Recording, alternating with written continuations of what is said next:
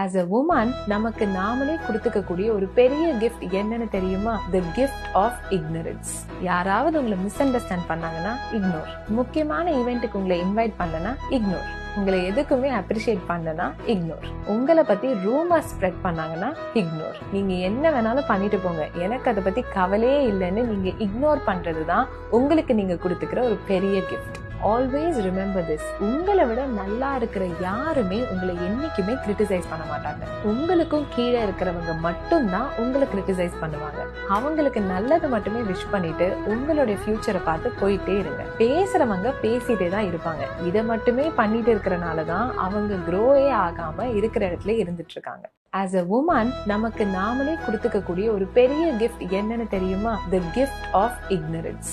யாராவது உங்களை miss understand பண்ணாங்கன்னா இக்னோர். முக்கியமான ஈவெண்ட்டுக்கு உங்களை இன்வைட் பண்ணனா இக்னோர். உங்களை எதுக்குமே அப்ரிஷியேட் பண்ணனா